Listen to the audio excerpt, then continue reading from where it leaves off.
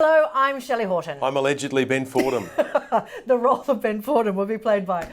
This is He Said, She Said. Now, we're going to talk about a topic that's kind of controversial because I think mother-in-laws get a bit of a bad rap. Don't they ever? Oh, they really do. Monster-in-laws, they call them. So, what's your mother-in-law like? Lorraine. Lorraine. Hi, Lorraine. How are you?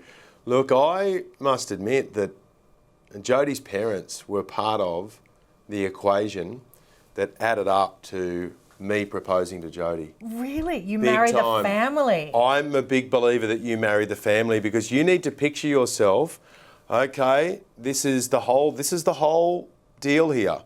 You know, I'm not just marrying one person, you are marrying the mum, the dad, the brother, the sister. Yeah. And even at times, sometimes even extended family as well, but particularly that immediate family. That's a very busy marriage. Yeah, but I remember when I met Jodie's mum and dad, and I was like, all right, they've just sealed the deal. Yeah. Ross is a great bloke, Lorraine's a lovely lady, and the whole mother-in-law thing, I think it is a bit of a weird stereotype, and it seems to be more the mother-in-law than the father-in-law. Now, you know that Definitely that. regularly, sorry, we just touched, was that weird? Yeah, weird. You know, regularly on these chats we have on He Said, She Said, sometimes there's a bit of a common theme, I hate to break this to you, that sometimes pops up about, oh, women get a rougher deal than men. And I often push back on that. It's just truth. But Yeah. on this one, I agree. They You get a don't rough hear deal. about the father-in-law as much as you hear about the mother-in-law. So, this is going to blow your socks off. Oh, here we go.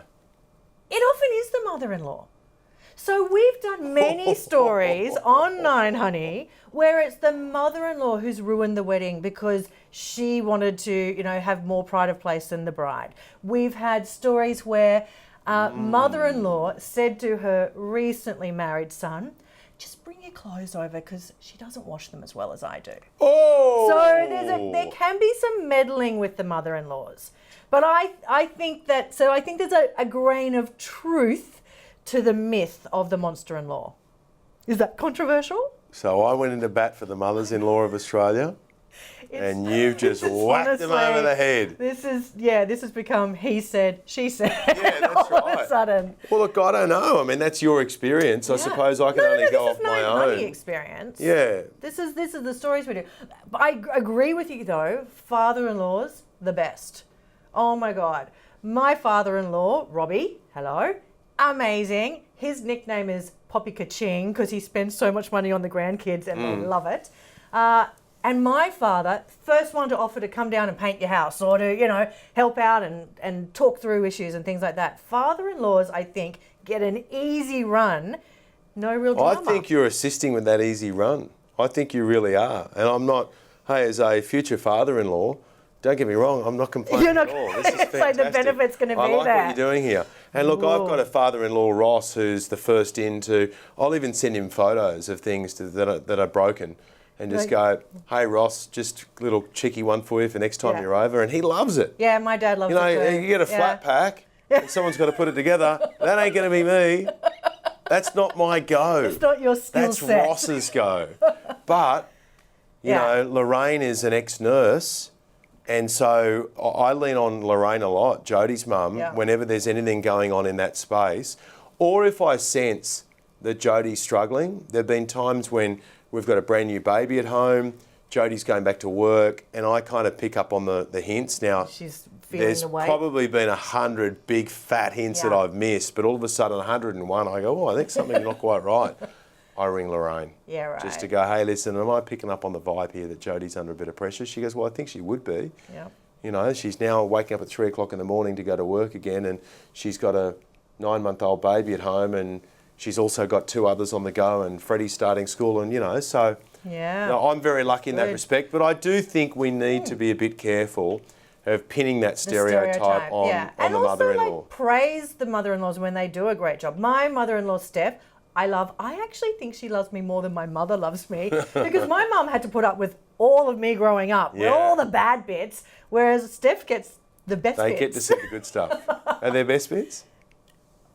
I'm going to stop this now because this is going to take a terrible turn. Hello, I'm Shelley Horton. And I'm Ben Fordham. And this is He Said, She Said. And Ben, this is a tricky one. What's happening, Shelley Horton? Okay, look, we know that we're in a pandemic and COVID has been hard for everyone. And a lot of people are doing a bit of comfort eating And you know what? In the scheme of things, if you put on a couple of kilos, no big deal. No.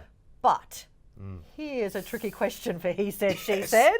Is it ever okay to say to your partner that they should lose some weight? Do you know what? This jacket, this did up comfortably a few months ago. Look at it now. I don't think you've put on a gram. I think you look fantastic. Mate.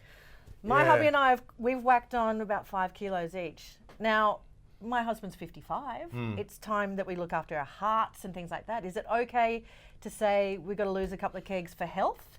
What are we saying here? Saying it to our your other partner. half, Yeah. as in you need to lose weight. Yeah. You need to lose weight. Oh. Would I say that to you? Not on your life. No. But look, if you're in it together, and that's been the whole messaging through this, we're all in this together, you know, I think that's acceptable, isn't it? If it's a bit of a, let's go for a walk, let's go and play some tennis, let's go and do something. And then you don't have to have that conversation. What about, would you have that conversation? I would rather cry and probably eat ice cream because it would distress me too much if my husband asked me to lose weight. But we have done that thing where we have actually started exercising together as a group activity, getting a little competitive. Got to tell you. What do you do? He's on the treadmill. He's running so fast. Yeah. I can't possibly keep up. But I know that we have to look at the stats, and we're getting fatter as a nation. Yeah, but look. Do you think just forget about it during COVID? No, we'll put it this way. To go to the heart of the he said, she said question, if I was with a woman who said to me, do you really need that? When I was reaching for something, mate, it's over. Yeah. It's divorce town.